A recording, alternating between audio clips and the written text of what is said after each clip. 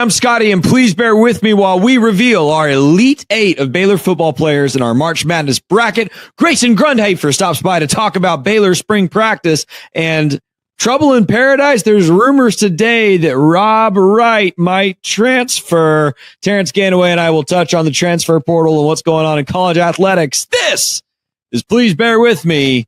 Let's do it.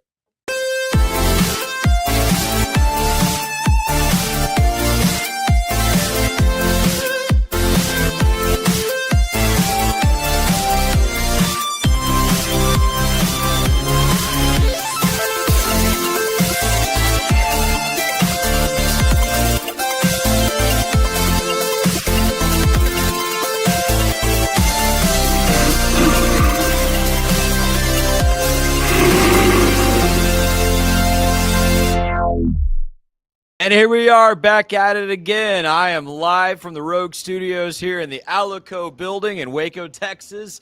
At the scene, Waco, Texas, of some drama today, apparently. Terrence Ganaway joining us as always. TG, when we picked Sunday nights for this stream, we kind of figured, once football season comes around, it's a good one day after to recap a football game, look ahead to a week coming up. Didn't really anticipate that we'd get to go live kind of right at the center.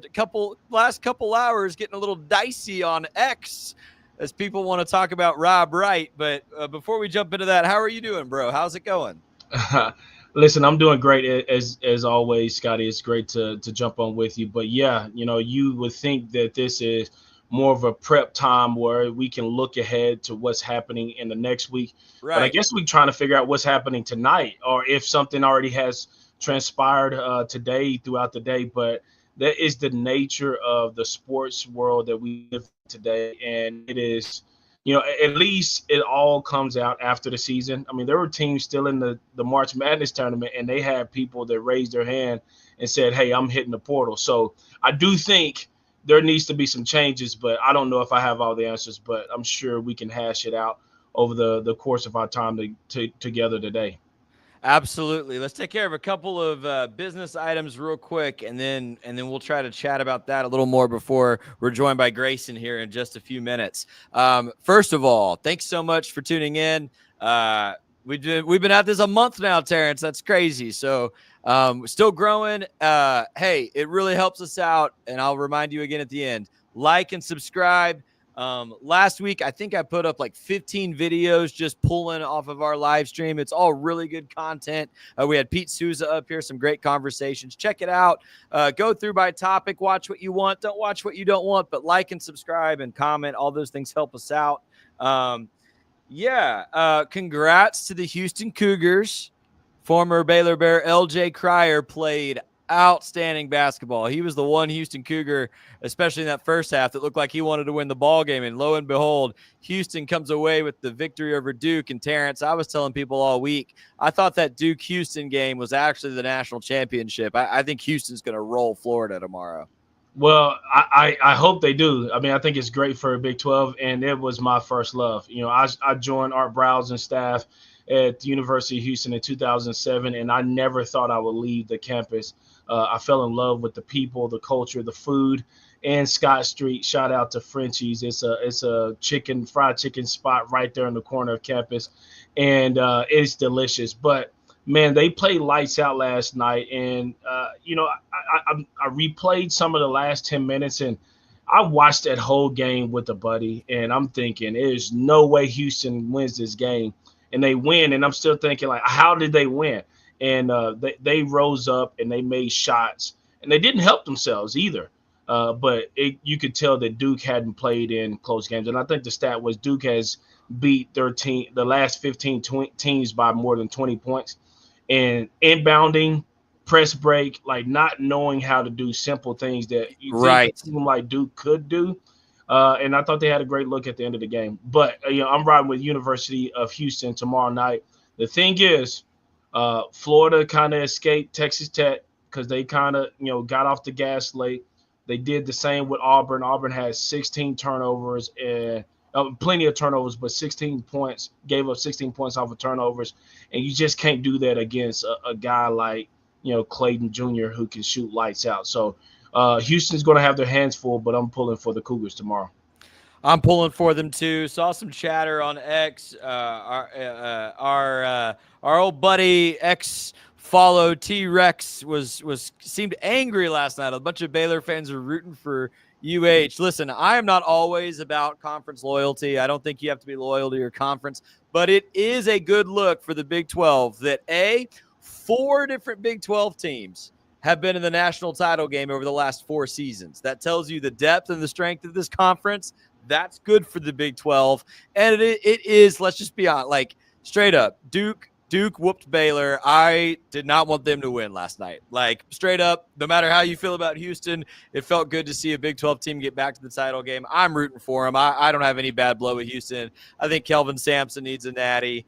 I think seeing LJ win another one, good for him, man. I'm not one of these haters. Just because you left Baylor, I'm not rooting against you. I hope they get it done tomorrow night. And here's the thing, man. The two things Houston does well that you saw show up last night late, Terrence, that you kind of touched on.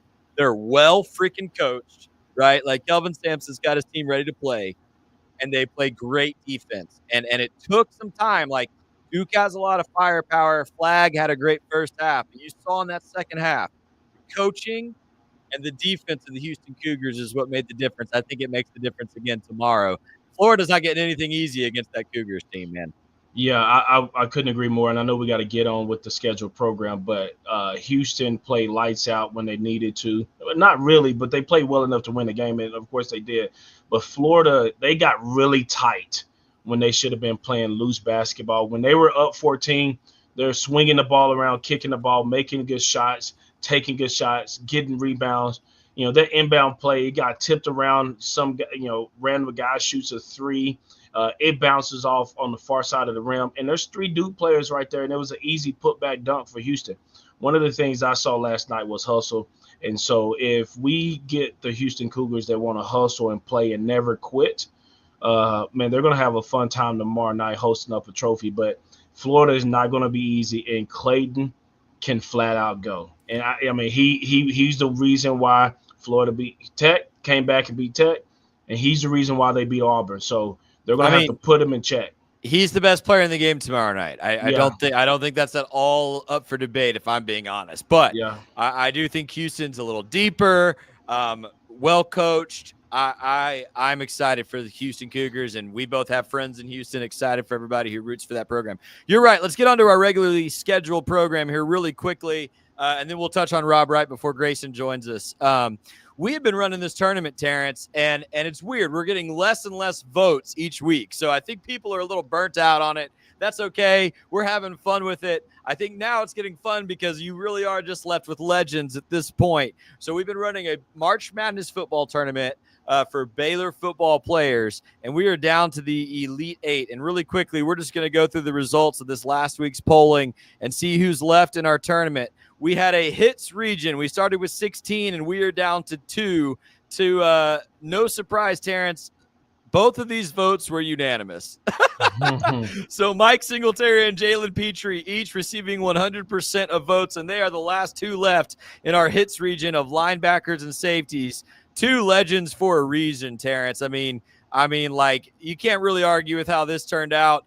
It's hard to advocate that anyone should be voted for over Mike Singletary, but I'm not going to feel bad if either of these guys come out of the hits region, man. Two truly, I mean, we overuse the word legend, Terrence. These are 2 legends in green and gold right here. Yeah, they're Hall of Fame Baylor guys, and there's no denying that. The crazy thing is I would love to see the demographics of the guys or people who are voting, because I feel like there may be 2 different groups voting for each of these guys, and if that group has to pick one or the other, which way will they lean? And so Mike Singletary, probably, arguably, regardless of this poll and how it turns out, all-time great on top of everyone else. But what Jalen Petrie was able to do and bridge the gap and then excel in the way he played. I mean, he wasn't a big-time recruit coming out. He just stuck with Baylor, and he developed over the time he was here. And, man, that guy's played lights-out ball for us, and he's playing really well for the Houston Texans. Absolutely. Moving on. This is where I need your help. I see we have a lot of folks watching us live tonight. I think everybody's waiting to get our take on Rob Wright. Hey, here's where I need your help. We had a tie in the big man region this week. So Andrew Billings moves on over Spencer Drango, but we had a tie, 50-50 split for who will face him in this Elite Eight matchup. So here's what I need from you. If you're watching, comment, because right now it's Andrew Billings against James Lynch or Jason Smith. Two legendary players in their own right. One needs to face Andrew Billings this week in the Elite Eight. I want you to comment right now on this video who you want to see move on. We'll come back to it at the end. Terrence, you going to vote for Jason Smith or James Lynch here? I missed both of these guys. I was right in the middle of their tenure at Baylor, and they both played well. I watched James Smith dominate offensive line and crazy record breaking. Jason Smith. No, sorry, James Lynch. I watched him dominate offensive lines. Oh, yes. From a defensive perspective. Sorry, I don't know if I missaid the names, but I didn't get to watch Jason Smith at all. I mean, I saw him. He came to work out with us after he was already in the pros. But I never saw him play at Baylor. I heard rumors. I knew what his work ethic was like, but I got to see James Lynch both in person and on TV for 4 years, and the guy was an amazing athlete. So to me, no knock against Jason Smith, but I think what James Lynch was able to do at Baylor was pretty great, and it'll be fitting for two defensive tackles or defensive linemen to go against each other. There's part of me that wants Jason Smith because of when he played on some not very good Baylor teams. And as you've pointed out with some other guys that have been in this tournament, he set a cornerstone foundation for guys to come pretty soon after him, get to bowl games, win some championships. But, dude, here's the stat, Terrence. James Lynch is the all-time sack leader for Baylor football. Like, that's a pretty incredible deal, especially when you consider some of the other players that have been in this tournament. So I'm with you on James Lynch and his greatness. In the speed region, again, not very close on these matchups. Corey Coleman over Denzel Mims and Kendall Wright over Terrence Williams. So the 1 and the 2 seed in this region, as it should be, are left in the Elite Eight. And Terrence, it's funny how similar these two receivers are, and because I think of two things when I think of both these guys. One, I think of their hands. Like, neither of these guys was very tall, but if you threw a ball anywhere in their vicinity, they were going to go catch it. Like, they could lay out and catch balls, go up and catch balls. But two, both of these guys really known for what they could do after the catch. Yeah, they were gamers. I mean, you just wanted to put the ball in the hands. That's why so much of Brow's offense was like a quick screen, just getting the ball out of the quarterback's hands. I just saw the quarterbacks work on quick release, catching the ball, ripping it out, forget about the laces. And the reason because of that is because you had guys like this that once the ball was in their hand, like they could make somebody miss, and then they could take it 80. And, Kendall probably wouldn't beat me to 80 yards. But anyways, that's something we're going to talk about later this year. This is a tough matchup, man. I love playing with Kendall Wright. Was one of my favorite receivers playing on the team, favorite people on the team. And then I saw Corey Coleman take it to another level. And I just didn't think it was going to happen that soon after Kendall. I think Corey Coleman, in my opinion, is the best receiver to ever play at Baylor. But I mean, I think I'm gonna go with my teammate Kendall right here. Totally. And here's the thing, Terrence. If you're a voter, I want you to consider this. What do you value more, ceiling or longevity? One season versus a career, because I think it is undeniable that Corey Coleman had the greatest single season of any Baylor receiver in 2015. Won the Biletnikoff. Granted, he has great career numbers too. I mean, it wasn't just that 1 year. He had kind of been building up to that year.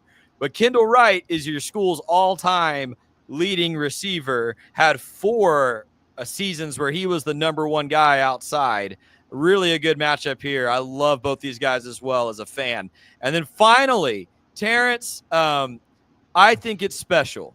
Despite the fact that we had some running backs get shafted, I think, and not getting enough votes here. Hey, I appreciate that shout out. I appreciate it. Quarterback's a little overrated overall, but how cool is it that after the unspeakable loss we had with JJ Joe passing away just a few weeks ago, he is left in this Elite Eight to face off against I think people's first gut reaction to when you say GOAT, people are going to say Heisman Trophy winner.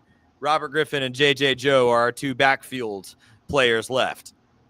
Yeah, we all know what Robert was able to accomplish here just 14 years ago, under 15 years ago. JJ Joe, I think it's fitting to your point as well that he most likely will have a big upset here, and he's going to he's captured the hearts. Robert has all the accolades, and he doesn't need any more.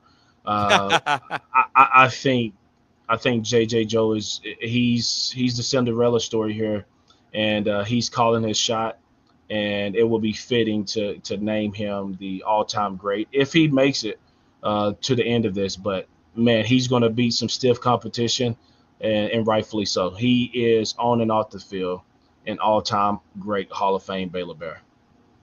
So that's where we're at in terms of our March Madness bracket. Once again, 8 a.m. tomorrow. The Google link will go up. I'll tweet it out. Terrence will tweet it out. Make sure you vote there, and we will see who makes the Final Four. It's going to be fun. Okay, Terrence, we got about 10 minutes before Grayson Grundhoefer joins us to talk about spring football practice. This is a football podcast, right? Like, you and I are committed to that. Like, this is not a Baylor athletics podcast. This is a football podcast. But what I find interesting about this low-key panic I'm seeing on X about Rob Wright potentially transferring is that I think the NIL conversation and how the transfer portal with very little restriction or regulation along with NIL affects basketball right now, I think applies to football as well at a different level. So I think this is a college athletics conversation, not just a basketball or Rob Wright conversation. But real quickly, for people that have joined us and are specifically interested in what's going on tonight, I saw some panic on X like 2 hours ago mostly from these Baylor burner accounts, right? And very quickly inferred and figured out that there's a rumor that Rob Wright is going to enter the transfer portal. I want to say very clearly before we say anything else, I do not know. I don't know that anybody actually knows. So anything I say here is just what I've heard, and it's just speculation. I don't think we should really be talking way too much about this until there's an official announcement or confirmation from Rob Wright himself. So I do want to respect Rob Wright's privacy and all that. I have been texting some folks I trust, and I'm getting mixed signals, but I'll just be honest with you, Terrence. Most of the guys I'm talking to who I trust, who would know, say that there's not a lot of certainty to this rumor right now. It could just be a rumor. So I do want to say that if that relieves any anxiety for folks watching us tonight. But the guy that did text me back that said he has heard there's a little bit of smoke to this, said it's all about money. Rob has apparently agreed with Baylor on an NIL figure. There are some schools now that want to swoop in with a higher figure. Terrence, this is all unregulated and chaotic in terms of how these athletes are getting approached with money now. Like we've talked about before, there's still basketball being played, and yet there's apparently some big name schools trying to sweep Rob right away, whether he actually leaves or not. Again, I don't think we have any insider info unless you have a bomb to drop, Terrence, on us right now that I don't have. But dude, like, go back to when you were a student athlete at Baylor. What kind of like pressure, what kind of dynamic does this add to the college game that wasn't there when you were at Baylor? Well, you're going to have to build a culture a different way. It's unfortunate. It's the nature of the business. You know, I've watched a lot since Houston's in the tournament. I've watched a lot of clips. I follow Kelvin Sampson. I follow the Cougars basketball, University of Houston on X. And you see all these clips. My algorithm is now, catered towards that basketball team. And one of the clips I watched the other day is like, listen, we don't build our team through the portal. And if you build your team through the portal, you live and die by that. And I think that's what is where some teams struggle. And if you have a team where you don't have the right guys or it's just a bad mix, then you have seasons like you had, this year, and many top institutions and top teams. Kansas had a high hopes for their season. Baylor had high hopes for their season, and it just never really came into full sync. And so, we lost a lot of guys. I think we only had two people returning, Wright being one of them. So maybe he's in the portal. To answer your question about what this does, like how I would have viewed this, if he's, let's just throw out numbers, not saying these are actual numbers, but if he's getting 500,000 from Baylor and someone offers him 1.5 million, there's not $1 million in cultural difference that a staff can make.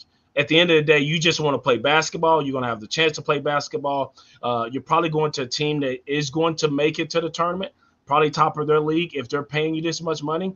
And like $1 million, I love Scott Drew. I'll play for Scott Drew if I can play basketball. I can't. But $1 million more, that's a lot of money that gives these kids a head start.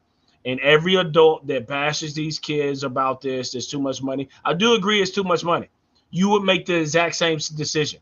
Knowing what you know now, you would make the exact same decision.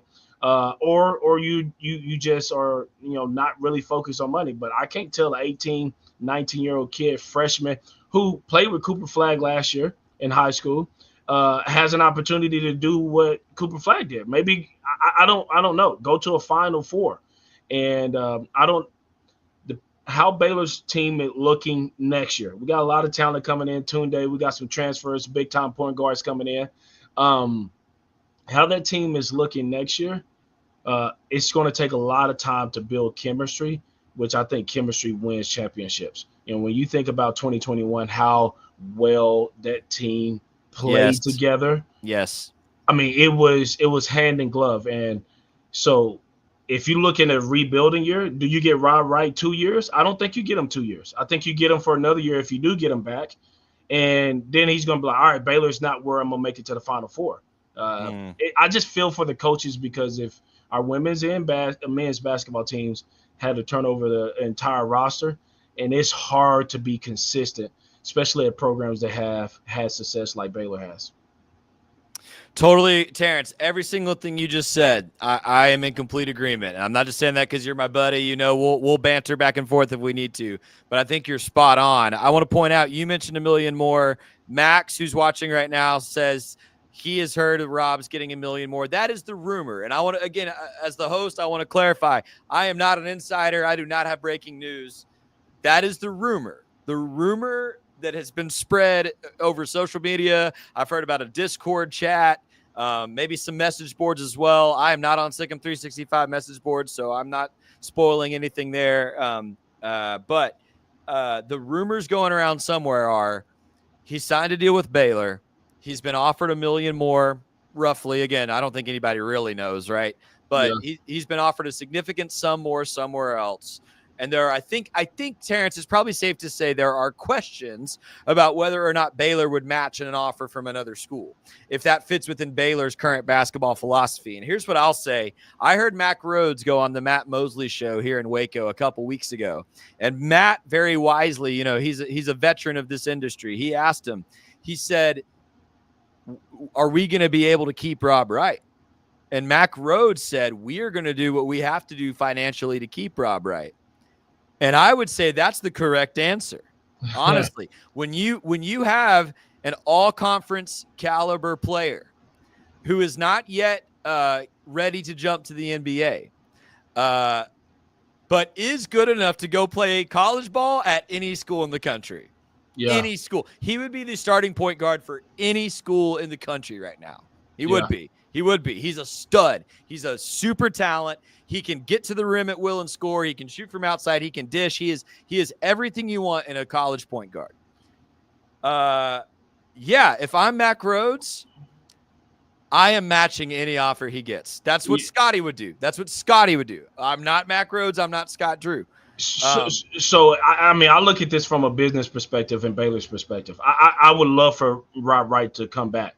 If I'm building a team, it's just like any other franchise, and especially as we look at the professional league. Do you invest in one person if you got to build a team? Now, if we're going to pay a couple of more guys $1 million and we got three guys that can take us to a Final Four and win a championship, let's go all in. Chips all on the table.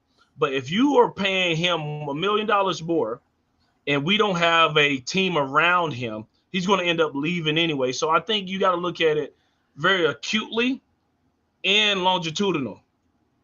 Like, I can we I look? Okay, I hear you, and I think this is where I will disagree with you because I agreed with everything you said in your first comments. I think there's not a salary cap to this, right? I also understand Baylor does not just have infinite money a la the University of Texas. I Correct. understand those things. But to respond to you, if the answer is, well, we can pay Rob Wright a lot or we can get a better team, I think that's a false dichotomy. If you're Mac Rhodes, you find the money. Like straight up, like you find the money to keep your one star who's coming back. And we've already got, obviously, we made a good offer for Obi Agbum, who's come in. The other guard from Omaha, I'm forgetting his name off the top of my head. Tunde. Tunde's the freshman coming in, and the wing from Oregon State. Yeah. Like obviously we have enough money to make plays for good kids in the portal. But if that comes by sacrificing your best returning player who will be an All-American candidate next year, I'm out, dude. Like you have to find a way to pay him. If you're Mac, you have to make the phone call. I don't know who it is. You call somebody. You say, listen, straight up, Well, UConn offered him $1 million more. Can we get $500K from you? Like, well, listen, I think you got to have a hometown discount because we're not going to be able to go bar for bar with all these other programs. I think maybe get them closer, matching. We're going to be in a game where we're going to be, we're just going to have a short leg in that race. Another thing is profit sharing.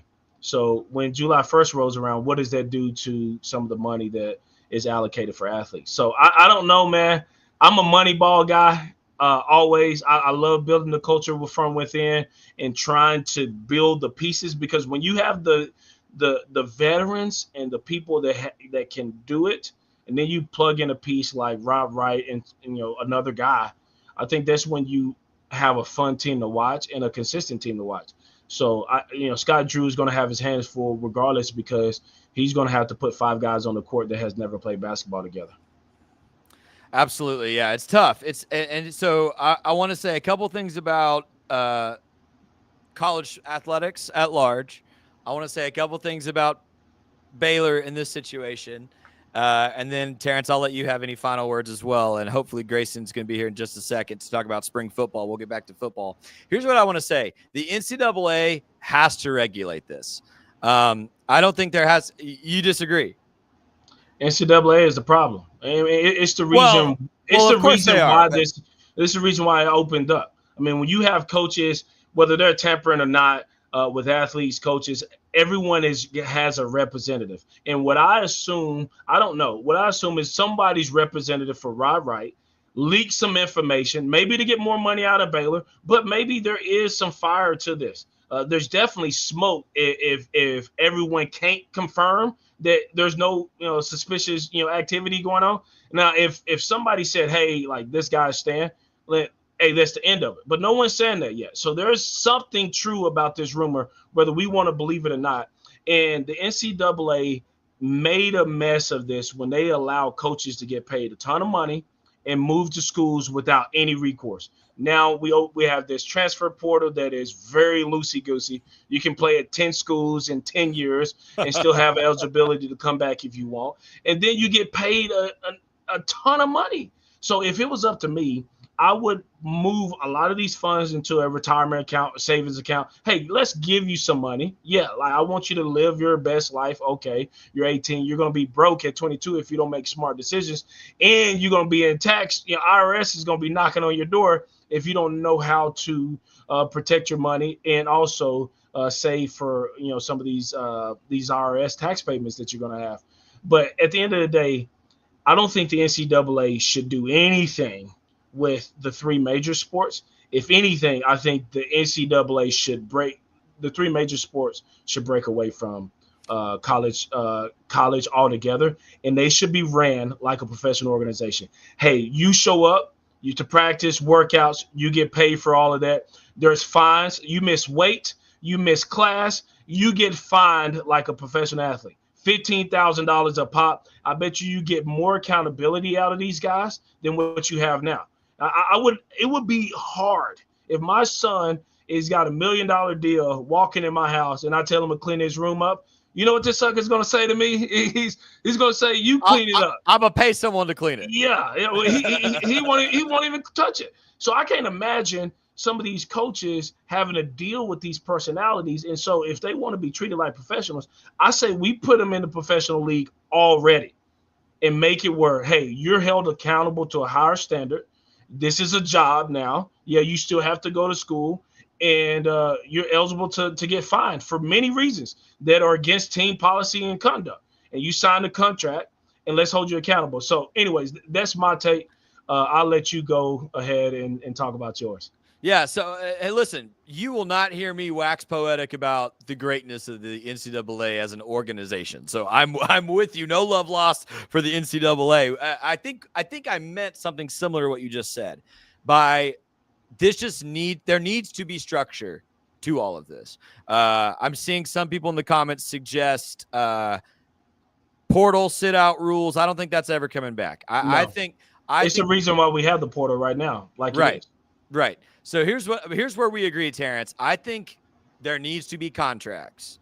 So something I saw from a text today was like, well, Rob signed his NIL deal with Baylor, and then someone swooped in and offered something better. Again, rumors. We have no confirmation of that, but that is the word on the street tonight. If that's the case, that we need to have contracts that, like, when Baylor puts an NIL deal in front of you, this is how much you're getting paid to play basketball for Baylor University over the next calendar year. If you sign that, it should be, and this is where I think your idea is a good one, to make it like a pro league. You've signed a contract. You don't just get out of a signed contract. We're going to treat you like a professional. When you sign a deal, that's the deal. And I don't think we need to implement like trades and any of that crap. Like, let's keep the transfer portal. But I definitely think there needs to be you're locked into a school when you sign a deal. And then I think, and we said this a couple weeks ago, I think it's nuts that we're still playing basketball, that the national championship's tomorrow night, and all these schools have been sniping players for 4 weeks. I think we need to wait. till Baylor's on it too. I know, and you have to do it, man. You have to keep up. But I'm not blaming Baylor. I'm blaming the process. The process is horrible right now. It's terrible. It's the Wild West. It's a problem. Here's how we'll conclude, and then I'll shoot Grayson a message and make sure he's good to go. Here's how I'll conclude. If you're a Baylor fan, no matter what is true or untrue, and no matter what Rob Wright does, do not rip the kid. Do not. Do not. I think Terrence and I are in complete alignment. The way that this works right now, if you get offered a lot of money to go play basketball somewhere, you should do it. I'm just like you would do it. I would do it. We would all do it for our families. We would all do it for our future. We would all do it for our mom and dad. We would all do it for ourselves. We would all do it.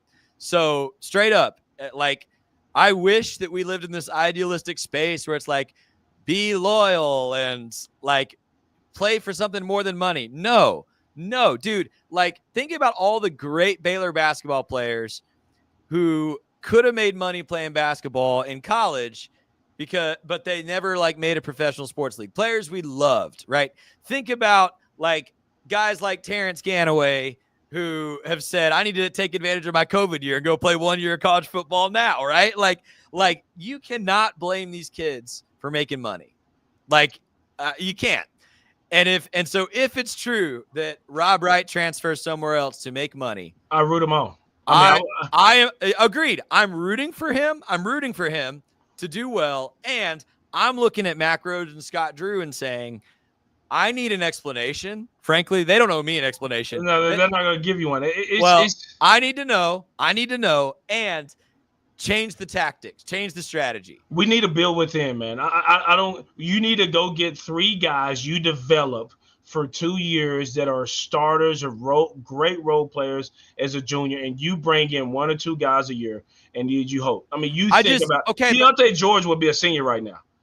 I mean, like, Jeremy Sochin would be on the roster still. Like, we've had great players, but this one and done, and we benefited from having some upperclassmen when we won the championship. I just don't think it's a sustainable model to get freshmen or young guys and win. You need a veteran-led team, and you need a dang So good point guard. So I'm with you, Terrence. Like, again, I think ideally that sounds great.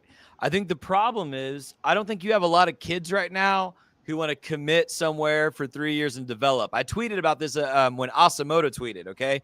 Asamoah and Celestine, to me, are examples of that kind of player. Like, I think both those kids with 3 years of Scott Drew coaching could be NBA caliber guys. Both transferred out, and I don't think for either of them it was about money. I think it was about role and minutes. I don't know that we're ever going to have another Quincy AC, Torian Prince, Corey Jefferson, these guys who came to Baylor as like low 3-star, high 2-star, 4 years under Scott Drew, all NBA players. Like, I don't think I think those days are over. Like, I don't know how you find guys that Well, want to develop without like saying, well, because it's either if Rob Wright leaves, it's going to be like, I can go to this better caliber program and make more money, or for a guy like Celestine, for a guy like Asamoah, man, I'm going to go down to a smaller, like a mid-major, smaller program, and I'm going to be getting 30 minutes a night. Like, I just don't know how you. Yeah, man, you're competing against rep. I think this is I mean, we don't want to get into like young kids sports, but I think this is what AAU club and select have kind of ruined, because you can easily get out of something and you can go to another team for more minutes, a different role, different guy, and it is evolved into the college sports. It has come into the college sports. What you said earlier and how you really started the monologue about you're going to root on these guys no matter what. I was so happy for LJ Cryer last night. I thought he played the best game of his career He in did. the biggest moment, and he made things happen on both sides of the ball. I mean, if they don't have him, they're not in the game, and they definitely don't win the game. And then he iced it to end the game with two clutch free throws. And so I'm all for athletes and players. And if you think for 1 minute that you're holier than thou, that you should root for only your player that went to your school, you're a knucklehead, honestly. And everybody that has played in this game, they understand the sacrifices that have been put into it. You haven't done it. You're on the screen. You're behind the keyboard, and no one knows you if you knocked on their front door selling them insurance. Like, no one cares about it. What really happens in the athletic world, we care about athletes' well-being. And if they're in the best position they think they can put themselves in to be marketable and make the best opportunities for themselves. So stop with it. We always accept transfers, but why can't we hold everybody else? Why can't we give grace to the people that leave? Now, I'm not saying root for them when they play Baylor. I don't do that ever. I'm like Scott Drew with this. But I spent time with these guys in the locker room. I'm going to root for them regardless of where they go. And I wish them well. That's just the nature of the business.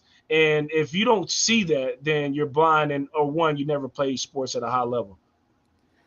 Man, I can't top that. Good conclusion, Terrence. Thanks for that perspective. And I've held that perspective even before NIL. I didn't understand all the people that rooted against Jarrett Stidham.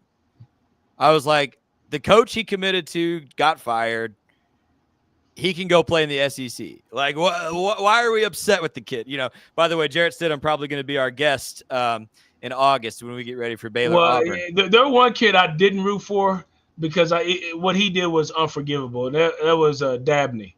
He went to TCU. Like, I don't care what. You can go to any other school, but don't go to TCU. But I still wish them well. I love beating them. After he had a fantastic season here, he went over there and got his tail kicked. So I'm with you, Scotty. I'm with you. Man, well, hey, speaking of Drake Dabney, TCU. It's time to get ready for football season. That's why we're here. I'm going to mess with the layout on the screen here a little bit, so bear with me if Terrence and I jump around a little bit. But we want to bring in Grayson Grund. Grayson, tell me how to say your last name so I don't butcher this. It's Grundhoefer. Yeah, it's a tricky Grundhoefer. one, man. It's not that tricky. I'm just not very good. Here's the layout we want. Give me a second. We're gonna now my computer's freezing. There we go. We want to spotlight Grayson here. One more time, Grundhoefer. There you go. That's we perfect. got it. Grayson Grundhoefer joins us. He is the director of broadcasting recruiting at Sikkim 365, co-host of the Bearcast. For my money, the best Baylor insider you can follow. Always has great nuggets on what's going on with the team and practice. He's been hanging out at spring practice. Grayson, a lot of hosts wait till the end. I want to do it right now at the beginning. How can people support you, follow you, get in on the content you're producing around Baylor? Man, right now it's just really all about following us on Sikkim 365 Premium. That's kind of the best way to support, all of us, Cole Barber, Ashley Hodge, or, the owners of it started it. I've been with the company since 2018.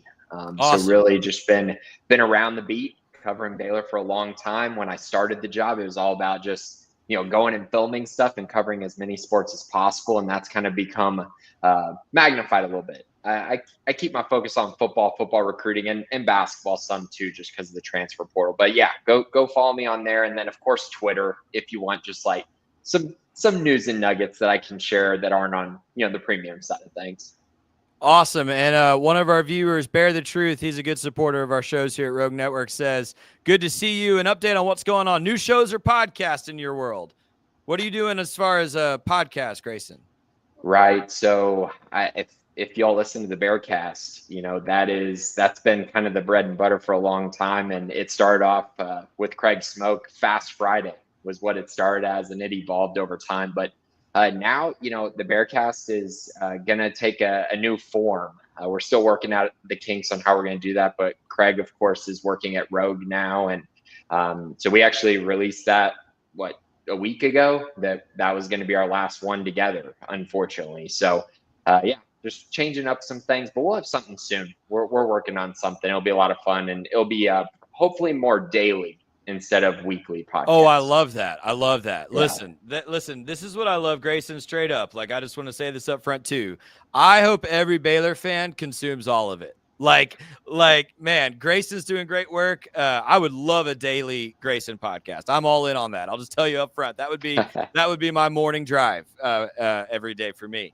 My friend Cam Stewart does Locked On Baylor. That's great daily content. We've got friends at the OSO podcast. Peter Pope's been doing that he's a legend for Baylor athletics coverage. Terrence and I, it's going to be just football once a week. Like, we feel like that's our niche. That's what we want to do. So go follow all of it. Grayson, thanks again for being with us. Hey, you've been doing this for a while. It's hard for me to believe this is year 6 of Dave Aranda's tenure. That just saying that out loud feels like a lot. That being said, that 2021 championship is kind of starting to feel a little distant in the rearview mirror. As you've been around spring practice, what is the buzz like? What is the feeling? What is the vibe around spring football this year? How's it compared to seasons past? So I would probably compare it the most to 2022, right? Because you had this situation where you had a lot of expectations, right? Because you had such a good year the year before. It was all about, taking steps forward, right? And not regressing. And, 2022, people forget, like, yes, that team was flawed and they weren't as good as they were in 2021, but they had a bunch of close games that they just didn't flip like they did in 2021. I mean, you could go back and look at a few of those games that year. And if you flip a couple, the West Virginia game where Chapin gets hurt, the TCU game where they sprint on the field and kick a last-second field goal, like, you just flip those two, and I think people have a different idea of what that season was. And so I think it's more like that, but the difference is because they had that moment in 2022 where they got complacent, and Aranda mentioned that, this team was not hungry, not focused. They just felt like, I think, plain and simply, I think they felt like they were just going to go beat everyone because they did the year before. This year's different. I think there was a lot left on the table last season. I think you feel that. You feel this kind of hunger of, like, man, how did we not win the Big 12 last year?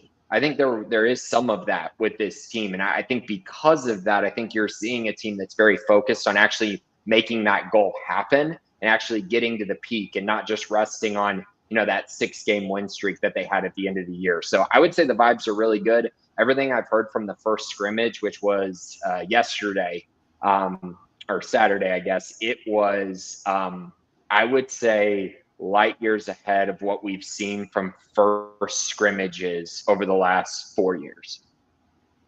Man, that's good to hear. And to your point about like how close was that team last year?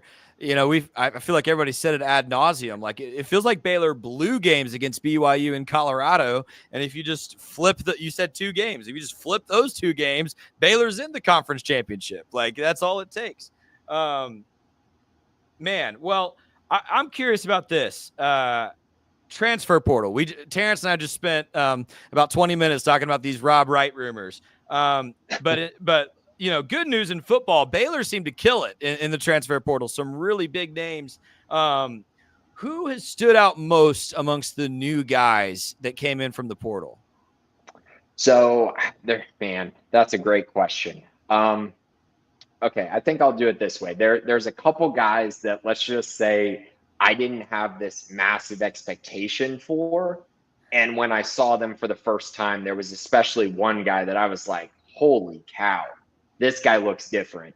And that was Amarian Winston, the edge prospect from Oregon. Now, coming into things, Matthew Fobbs-White was the edge that I liked more when Baylor went to the transfer portal. He's out of Tulane. He's the more productive of the two, the guy that has the PFF grade that was top 10 for pass rushers in the country. And I think he is going to be really good.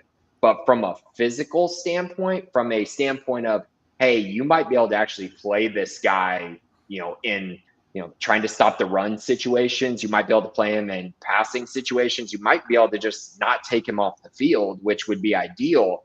That's Amarian Winston. He's bigger than both Steve Linton, and I believe he's bigger weight-wise than Garmin Randolph. He's not as tall as Garmin, but he is a big dude. And when you see him on the field, it's just one of those things where I was kind of shocked just at the frame and what he could bring to the table there. Now, obviously, you still got to be really good at football.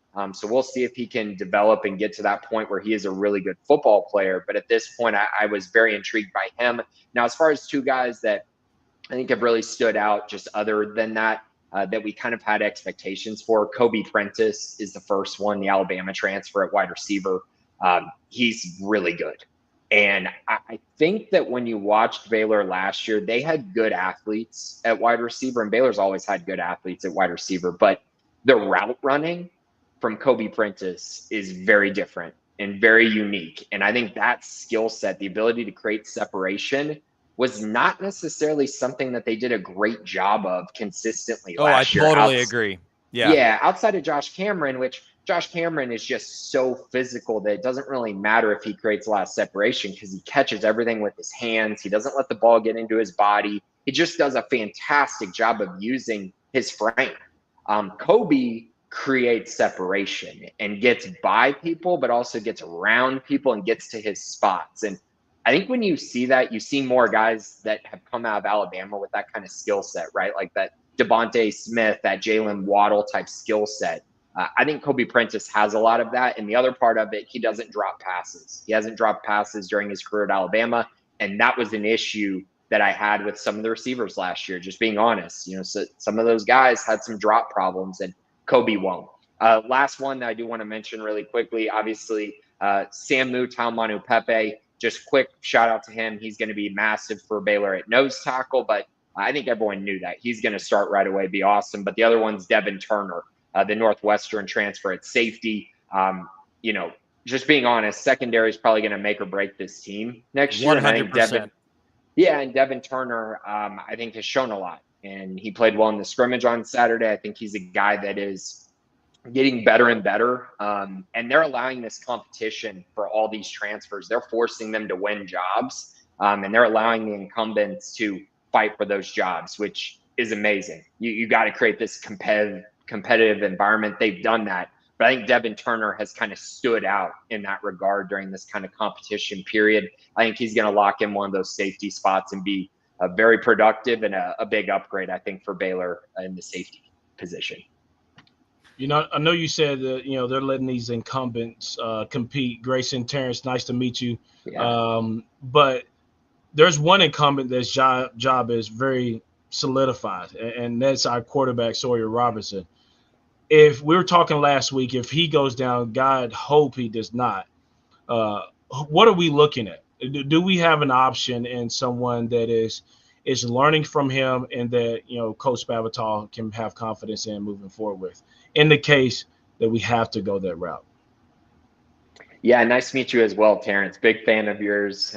Watching those highlights, man. You're a heck of a running back. But I would say that it's a tough situation, right? Because the quarterback position is one where you need reps. You need to kind of get ingrained with a system. And I think the thing that is going on right now is that Nate Bennett is more kind of ingrained in the system, right? Because he was there already. He's been there for a year. He knows Spav's offense. Spav has put in a ton of work to install that offense and get to the point where they're getting close to 100% with their offense, whereas last year they were operating at probably about 75% of their offense by the end of the year. So there's that piece of it. But then you have the piece of just these two newcomers, right? You got Walker White, who was just a massive get. I think people are going to be very excited by what they see from Walker White. And really, for me, with him, it's all going to come down to, can he do it in a game? Because when you watch him in practice, you're going to be sitting there like, holy cow, this guy is so talented. He's got this massive arm and he's fast, like really fast. I'm talking like, I don't know that he's Seth Russell fast, but he is fast. Is he TG fast? No, I don't think he's quite there, man. Hey, right? Scotty, I don't like how aggressive you laughed, bro. I don't appreciate it. Grayson's giving you the respect, man. The respect you deserve. Go ahead, Grayson. Go ahead. I'm sorry. No, you're good. Yeah, it's just that speed, right? That speed component. He definitely has that. He just is big, physical. He's going to be able to run the football. He's going to be able to take hits. It's just a matter of it translating. The accuracy is his biggest question mark. Like, he can throw it a mile. Everyone knows that, but it's going to come down to, when you have a 3rd and 5 and you need a perfect throw at the sticks, can he make that throw consistently? That's something that I don't think anyone necessarily knows for sure the answer to that quite yet, but we're getting there. We're learning more about it. The other guy's Edward Griffin, who I know if you've listened to Jake Spavital talk about Edward Griffin, if you've listened to anyone talk about Edward Griffin, if you follow us on Sikkim 365 Premium, I've talked about Edward Griffin. So underrated, just absolutely absurdly underrated for what he did in high school. I mean, this guy was putting up huge numbers at Coppell, winning a lot of games that they probably shouldn't have won at Coppell, and really only lost games to like teams that are in the Final Four at the state championship. Like, he was really good. And I think that leadership and that the intangibles, the accuracy, all of those things are living up to the bill right now to start spring camp. And I think because of that, he's giving himself, I think, a shot to at least compete. Ultimately, I think he redshirts. I think a lot of it is, it's great to hear. I think there is something there, but I do think he'll probably redshirt. I ultimately think Walker White's going to be the backup, but I think that there are still some questions there. The good news is they have a lot of options. And when you have a lot of options, you give yourself time to kind of just sit back, let it all play out, see who can operate the offense effectively. And also, like, just plain and simply, I mean, there might be a game where you need your quarterback to come in and run the football, in which you're definitely putting Walker White in the game if you're going to be doing that. Or there might be a game where you need someone to throw the football a ton and you need someone familiar with the system, and maybe they end up going with someone like Nate Bennett or Edward Griffin in that situation. So it's nice to have the options, but yeah, they need Sawyer to be healthy though if they want to reach their peak for sure. Totally agree. Terrence and I have talked, I think, almost every week since we've brought this show back about how important Sawyer's health is going to be to this season and his development, frankly. You mentioned something in that answer that leads to a question I had. You said you feel like Spavital's last year got to about 70% of his offense by season's end. I was curious. It was interesting, not talking smack about the man, but Jeff Grimes' offense seemed to take a step back season to season. Like his first year, we won the Big 12, and then it was kind of like just worse and worse and worse until, we moved on. So I was curious, what does year 1 to year 2 for Coach Spavital look like? And what are the components? And I know like Terrence and I can probably talk football terms, but maybe for anybody watching, like at a simple level, what are the components or the concepts or the wrinkles that might elevate it one extra step this season that we didn't see last year? I personally think that a lot of it's going to come down to personnel and time in the offense, right? I think that matters more. And you got to remember, Spavital loves option routes and loves to give his guys some freedom in that regard and his quarterback some freedom. But you've got to have something, cohesiveness wise to make that work, and the timing and just being kind of more together. I think all of that was kind of up in the air last year. And also, like, just being honest, I mean, Daquan Finn got a lot of reps last year that could have been Sora Robertson's reps. And so that takes away some of that timing. It takes away some of that connectiveness between him and the wide receivers. But I think in general, you saw a little bit of those changes late in the year in the run game, right? They used a little bit more wide zone schemes, which was kind of more like what Jeff Grimes did. Different stylistically, but still the same concept there. And I think those kind of changes and those wrinkles will continue to take shape. The bread and butter is going to be the inside zone in the run game. I think we all know that.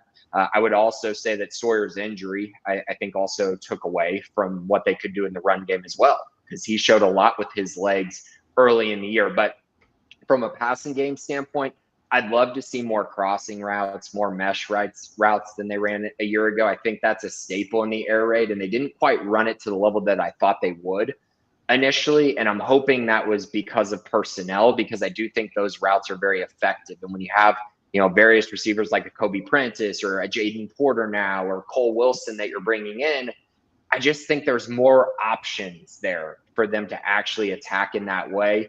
They'll of course take they'll take those deep shots down the sideline because Sawyer is so great at those, and Josh Cameron, Kobe Prentice, other guys are going to have opportunities in that regard. But I think those little wrinkles in the pass game and that ability to just refine things is probably more important than saying, okay, they're going to run so many things differently, if that makes sense. I think it's just more about the things operating at 100% instead of operating at 70% because everyone is on the same page with what they're doing.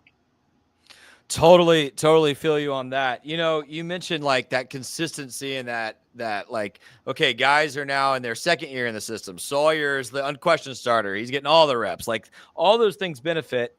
Baylor's returning a lot of playmakers on both sides of the ball. Who have you seen this spring that it's like he took a leap? Ooh, okay. Yeah, that's a good question, I would say, because since you're saying a returning guy, because Kobe Prentice is the guy that I just have, man, I think he's going to be really good. I have a feeling on that one that's going to be a special one. I think Josh Cameron is, still a really good player, still going to do a lot of things, but I don't know that anything is necessarily going to completely change with him. The guy who I guess I'd look at as an incumbent, who I think, man, okay, if he can find a way to get on the field, I think he's going to be really good. The problem is the room that he's in does have a lot of pieces, and I think there's going to be a little bit of a log jam there, and that's at the wide receiver position, and that's Jaden Porter. I think Jaden is a really, really good player. I think he showed it last year during the spring, showed it during the fall as well. Just didn't get a lot of opportunities. And I think this year, I think there's a chance he works into the two deep. I think there's a chance that he just passes up some guys in that two deep, or maybe we're thinking these freshmen are going to come in and play a lot of snaps. And Jaden's like, no, man, like I'm playing these snaps. Like I could absolutely see that because Jaden has he just has this feel about him when he plays and this body control aspect that a lot of receivers don't have. It's just a natural feel thing, and he has it. And he can play slot. He can play outside. He's just very versatile, and I think because of that, it gives him a chance to get on the field, even though it's a very loaded room. But I would say he's taken a nice step forward and could be a guy that surprises some people a little bit. You know, you were talking about Jaden Porter. It's a good time. I 2 weeks ago, I projected a depth chart. This was totally like Scotty's guesses. I don't have any sources, but I wanted to see what you thought of my projected depth chart here. This was kind of how I saw the offensive skill positions laying out just at the top of spring practice. How do we do on that? It's good. I would say that it's see the problem is wide receiver, man. Like you're gonna have guys rotating a little bit more than it just being so plain and cut and dry with okay, here's your outside receivers, here's your slot Right. receivers, just because Jaden can play multiple. But I think this looks pretty good. You know, Cole Wilson, I think, came here to play slot receiver. But people kind of don't know this. He's played a ton of outside receiver.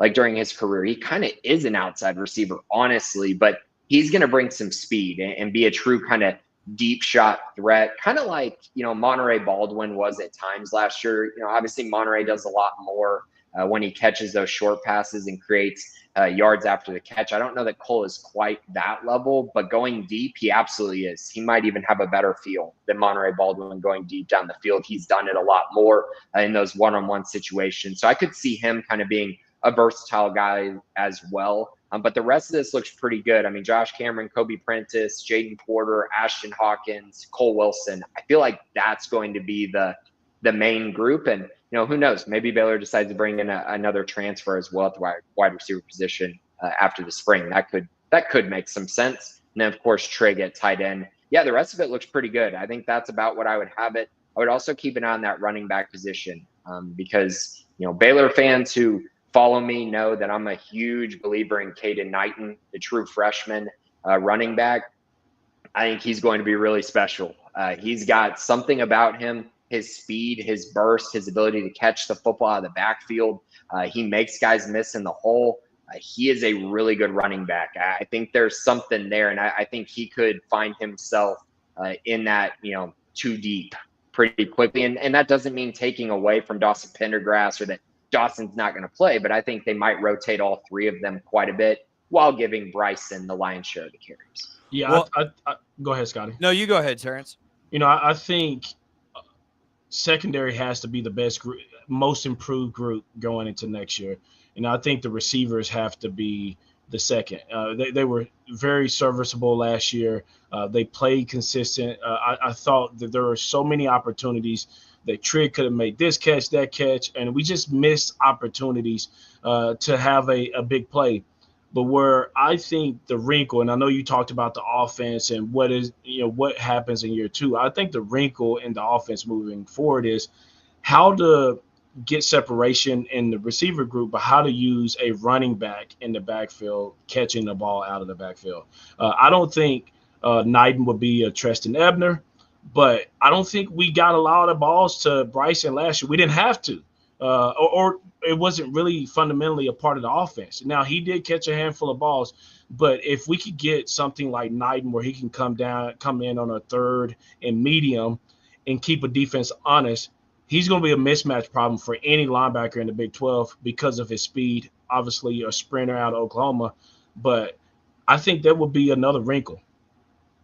I do too. I think that that's actually a really good point. I mean, you saw that, you know, these Baylor running backs actually did get a lot of opportunities out of the backfield, but it's more about capitalizing on those opportunities, like you mentioned, like actually making something out of it to the point where Spav is wanting to call those kind of plays more. And I think Knighton definitely fits that. I mean, he caught a lot of passes during his time in high school, and he's shown the ability in the open field. I think that's really what makes him different. It's the pass catching, like you mentioned, but just the speed, the long speed. It's just a little different than what I think they currently have. Bryson is really fast. Bryson's a really good player. I think just an overall really good football player. But Caden definitely has a gear that is very special. And so, you know, you get him the ball out in the flat, you give him opportunities potentially in the screen game, which we didn't see a lot of. I think he could be very effective and very different. And I don't think you can key in on him just as a pass catcher either because he is such a good running back. Listen, the reports you had given about Caden and the other things I had seen from scouts about him in high school are why he was on this 3 deep before spring even started for me. like I know he's a stud. And Dawson, I feel like Pendergrass, like he has a role. Like he's the hammer. And yes, he had a couple of really long touchdown runs last year, and those were fun. But like that's not what you expect out of him. You expect him to get goal line carries, right? I think Bryson, I think could be the best back in the Big 12 this season. Like he's that good. And if you've got like a 1-2 punch of him and Knighton who can spell him, that's pretty crazy. Like I was saying this, Grayson, I'd be curious of your perspective on this. When we showed this a couple weeks ago, I asked the question. I know it's a lot of potential, and Terrence has a really, really, really good quote from an old coach of his about potential doesn't mean much. But when you look at the skill position layout here, I can't think of a deeper set of skill players in the Dave Aranda era, certainly.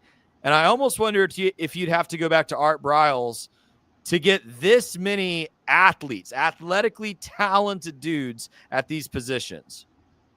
Man, you would definitely have to go back to Art Briles. There's no question about it. I mean, Baylor just really, really has struggled recruiting the wide receiver position. The running back position's been pretty good, but I wouldn't say it's been overly athletic, if that makes sense. You know, Abram Smith, fantastic running back. Awesome. Like, wow. Like the year he had was fantastic, but I wouldn't necessarily call him the greatest athlete of the bunch, you know, and then Ebner, of course, great athlete, but the wide receiver position and the tight end position, like, man, I don't know that Baylor's ever had a tight end as athletic as Michael Trigg. I don't think so. And so you kind of, that's one position that obviously they've never had like that. But then the depth at the wide receiver position, yeah, I would say you'd have to go back to Art Briles. Now, I don't know that you'd have to go too far into Art Briles' time to find it. Like 2015, definitely a crazy athletic wide receiver group. Even 2016, KD was still there. They had some other guys as well that were pretty athletic. But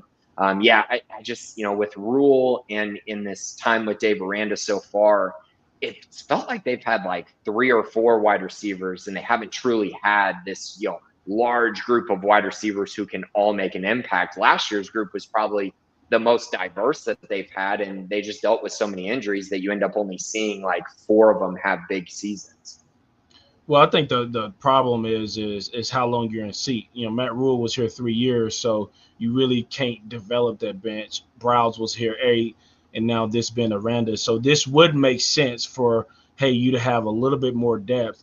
I just hope that running back group turns out to be like McFadden and Felix Jones and Peyton Hillis, because if we can get that type of production out of those guys, it makes running those routes, crossing routes, timing routes a lot simpler. And I tell you one thing, it takes a lot of pressure off the offensive line. And so we talked about the woes early in the season with the mobile quarterback that the offensive line had with DeQuan Finn. And then we get Sawyer Robinson in there. I'm surprised you haven't mentioned someone taking a leap forward on the offensive line group, which we're going to need them to play big time. So what's your thoughts there?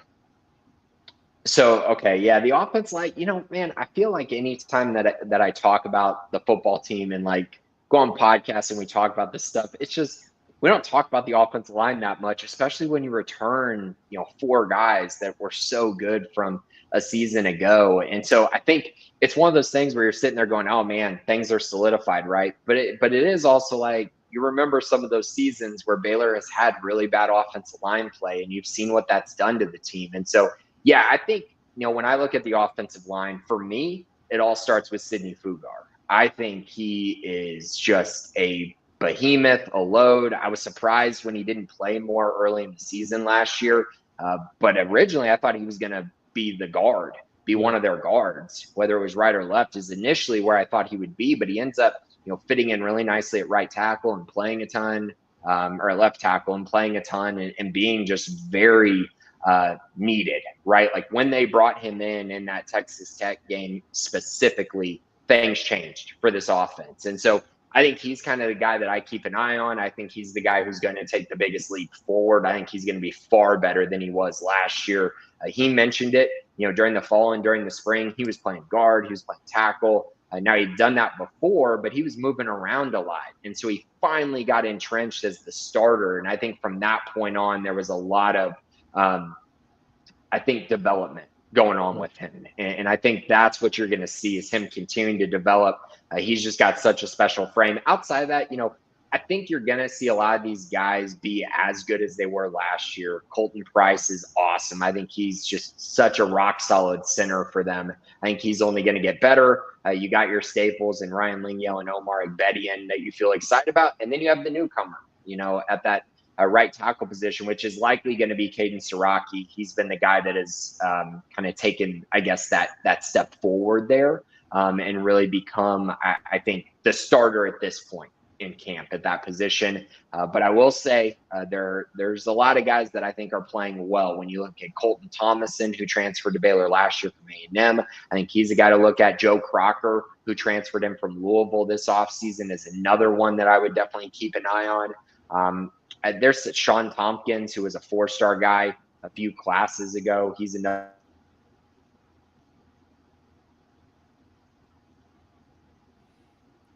to be excited. I would also say Colton Siraki too. Like I didn't even mention him, but he's going to be a great depth piece at center. But this is another position where even Mason Miller said they might add another one as well on the offensive line, just to shore things up and give them some more depth for this year, but then also for the future, because they need to continue to kind of build what they have as far as depth goes once they lose all these guys. Yeah. Grayson, we appreciate your time. I don't want to keep you too much longer, but I did want to mention we had a little, not so much a debate up here last week because it's really difficult to debate a former football player on the merits of something football related. And so when you've got Terrence Ganaway as a co-host, usually when Terrence talks about football, I don't argue. I listen, I learn, I take notes, But last week he said something, he had some strong words about spring practice. I believe the words Terrence said last week about spring practice were it's pointless. He said it's all basic concepts. It's not a lot of improvement. It's not a lot of room to grow. And I can't argue with his experience, obviously, because he's done it and I haven't. But you've talked a lot tonight about guys competing for spots, guys earning spots, guys impressing you in practice. In your estimation, and having been to practice this spring, what is the value of spring practice? And what is Coach Aranda's staff specifically? What is the staff focused on accomplishing in the spring window? So I would say the first thing that definitely fits into Terrence's, I think what he's saying is the first and foremost focus of spring is getting through it healthy. That is 100% the biggest thing that you have to do in spring. That if you get through it healthy, you had a good spring. Like that is how these things typically work out, I would say. But I think there is one wrinkle that has kind of changed some things when it comes to spring football. And for me, I just look at the amount of roster spots that you have and then NIL. Those type of things make things a little bit different, right? And they change up the dynamic a little bit, because if you look at it from a standpoint of you kind of got to make the roster now, that's going to add some different, I think, fire, right, to making the roster. Also, a lot of these guys want to prove that, they're worth more than maybe their NIL is at right now too. I think that's another part of things as well. It just changes the game substantially. And I mean, it changes it for programs across the country. So I would say those two areas are very interesting. And that also gives you incentive to win starting jobs, and be a guy that is excelling during spring camp, a guy that's not getting injured, a guy that's being counted on and being reliable, not being a problem in the locker room. Like those type of things definitely do matter at this time, especially as Baylor's going to have to lower their numbers a little bit, figure out their roster, and then get to a point where they can maybe have some roster spots available as well for the post-spring portal. So that would be my only, I think, things I would say, because I think in general, you're right, Terrence. I mean, a lot of this is like you're trying to put in your basic concepts, which they kind of did last year. They have so many returning players specifically on this team. So once again, a lot of it is just refining things and getting some reps in. But a lot of that can be done in the fall, and a lot of that is more important during the fall. But for a lot of these younger guys, I would say these reps are pretty valuable and pretty important. Yeah, I'm pointless. Listen, hey, you made a great point about bringing it to just the athletes that have to make the roster.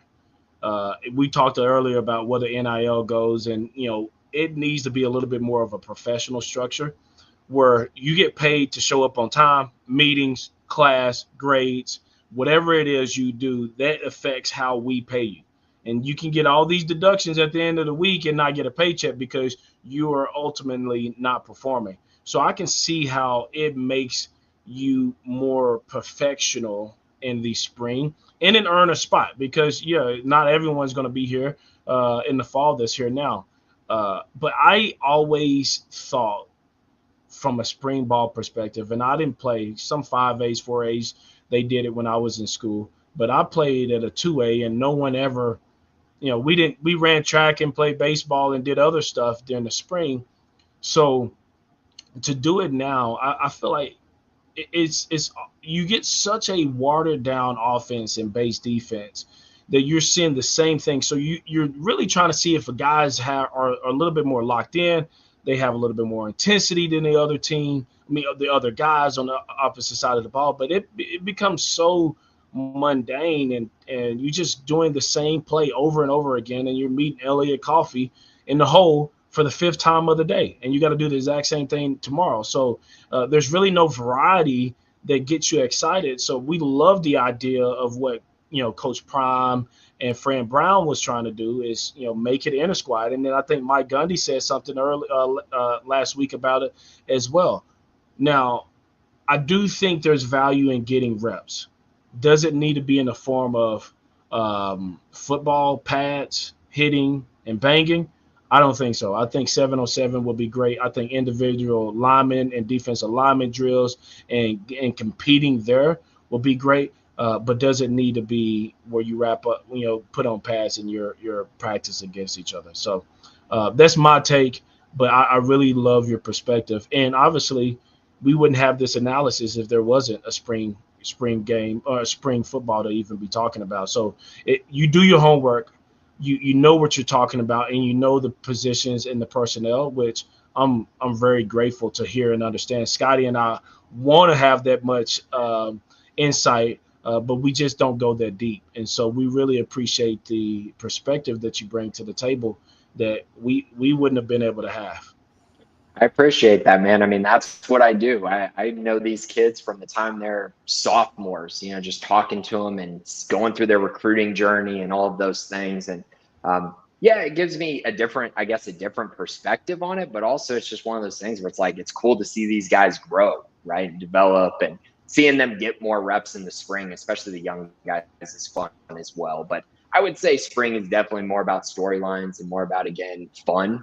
Probably more so than impactful to winning, right? More impactful than winning football games. Because fall camp, I mean, guys, the level of intensity and focus, like you go out to a spring it's 10 game, times. Yeah. Oh, it's not even close. Like you go out to a spring game and it's fun. Like you have a great time, or the spring practices. You're like, oh, this is great. Like everyone's pretty chill. You're working on things obviously, but you go out to a fall camp practice, like that first one. You're like, you go to the Wright practice and you're gonna hear some things. Like you're gonna see some things. You're gonna see these coaches coaching hard and really trying to get the most out of these guys and making them work. So it's different, but I would say it's also there's positives as well. Grayson, NIL's changed, football staff has changed. SEC is notorious by having 50 recruiting guys and all these special assistants. Do you think that NIL or college football and basketball, for that matter, will ever have a person like you on staff that could start a podcast and talk about all things Baylor under the umbrella of Baylor athletics? Because I think that would, you would garner a lot of attention, respect, and then you have that inside track. Now, I know y'all have a great relationships with the coaches and the personnel now, but you can now say it from a different lens and perspective and have a little bit more clout, I'll say. Do you think that's the future of your position? I know you're doing well at Sikkim, but it will be interesting if sports teams do start putting out their own content. I mean, I would love that. And I think some sports, teams are trying to do some of that. Like Baylor did Sport and Story, and Baylor Plus and stuff like that to give you a little more inside access to the program. But as far as hiring an actual position, it'd be really interesting because I think a lot of that the problems with that come from compliance, also come from, the fact of like, just being honest, would, a coaching staff, let's just say, would Dave Aranda want, someone talking publicly about, how good some of these guys are on the roster who maybe aren't playing, some of these up and comers, so that other schools know about them? That's another issue about it, right? And that's kind of where a lot of these programs are trying to be a little more secretive about some of these things. That's why you're not seeing spring games. That's why you're not seeing, as many open practices. It's just the reality of the world that we live in. And I mean, that would be an incredible position. It would be fantastic. I think it'd be very valuable too, because I do think fans would like to get more insight into the program, especially insight that is specifically endorsed by the Baylor football staff. Like, I do think that I think that's very valuable to fans. And I think it's also a way that it would really bring fans to games, bring fans to learn more about the program, become more involved about the program, because you're knowing more about these players, more about the personnel on the roster, and who are these guys that are improving, who are these guys to look out for. Now, I do that with my day job, obviously, at Sikkim 365, but I do think it's different when it's completely and utterly endorsed by the staff. That would just take it to a whole nother level, and obviously give even more insight, for myself and for Baylor fans, just getting those facts, right? What's a guy's testing numbers on, during camp? What's a guy's, weightlifting numbers? Like, fans love that stuff. Height and weights being accurate all the time. Like, those things definitely do matter. But I don't know if it'll ever happen. Like I said, a large part of that is due to compliance, NIL, and then of course just everything that we see with, tampering and schools looking at players and trying to take players from other teams. Well, I don't know if anybody's ever got recruited off a practice squad. But what I would say is that it gives us a lot more insight. And then in the world of transfers, I mean, it's hard to figure out who's on your roster after the season. I mean, look at basketball. What if we could get to know all of our players a lot quicker, a lot sooner through this, endorsed by Baylor? And I mean, that's my point. And we're in the age of social media where people will rather stream a game than sit in front of their TV. And so what would it be like to have X and all these platforms to put out content to get to know the players and talk to them? So I don't know if that's the future, but I would assume that an athletic department in the near future will probably start putting out their own content, because if anything, in this age, you get those impressions, that equals revenue, and you can do a lot more with the money you have. Totally agree. Grayson, this has been awesome, dude. Thank you so much for your time and the insight, reports from practice, the guys you're excited about. It's all been really great. I think a lot of Baylor fans are going to love this. Again, everybody, make sure you follow Grayson on X, Sikkim 365 Premium, to get all the good stuff from him every day. And keep an eye out, he said, announcement coming soon about the future of the Bearcats. Grayson, we're going to have to do this again this fall to talk about the recruiting class coming in next year. Let's do it. I'm whenever y'all want to have me, I'm definitely open to it. The recruiting is the biggest thing, right? I cover that every single day.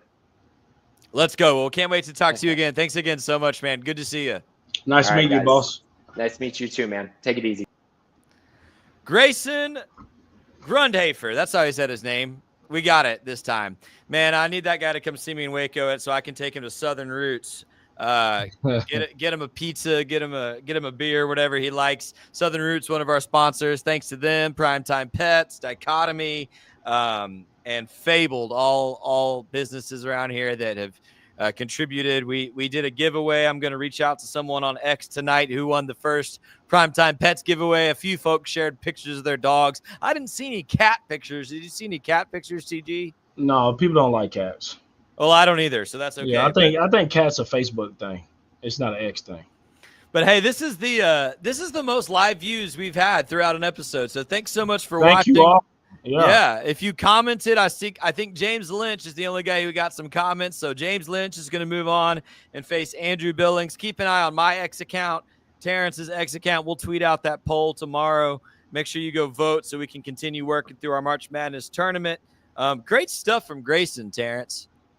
I mean, the ability to have the access that he does, and then the recall from getting to know these players, and then spend so much time with them early in the recruiting process, and watching how their careers develop in high school, and then other potential opportunities they have from other offers.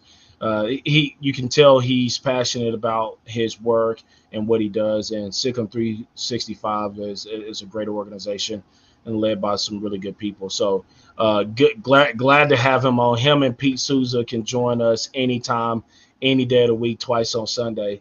But at the end of the day, Scotty, I thank you for putting this together. And it's going to be a point where we stop talking about, these congratulatory, ensembles that we end the meetings with. But thank you for putting it together. And this goes a long way with us being able to build the foundation for what we're going to ultimately do this fall. So, dude, I cannot wait. I was just thinking today, I'm like, I'm enjoying these episodes we're doing this spring, but I need some football to actually talk about. I need something to happen on the field, because that's when you and I can have a lot of fun with this, and I hope everyone has fun with this. Hey, so again, one more time, we did this at the top. If you're watching along live right now and you're not subscribed, help me and Terrence out. Subscribe. Hit that button. Hit that bell every time we go live, every time we publish a video. We're going to cut up that segment with Grayson, put a lot of videos out this week about specific topics. Make sure you follow us, subscribe. Follow me on X at pleasebearw_me. Terrence is at Terrence Ganaway. We would love to engage with you on there. Terrence, anything else? We said we'd try to get out of here by 7. It's 6:59 on my clock, man. Anything else before we get out of here this evening? Sick and Bears. Sick and Bears. Thank you so much for watching. Once again, Southern Roots, Dichotomy, Fabled, Primetime Pets. Check all of them out. Check out Sikkim 365 for more Grayson's content.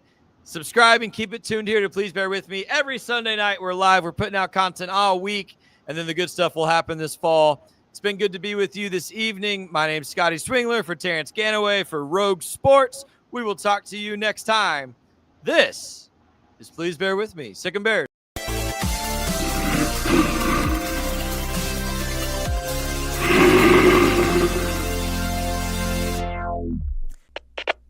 We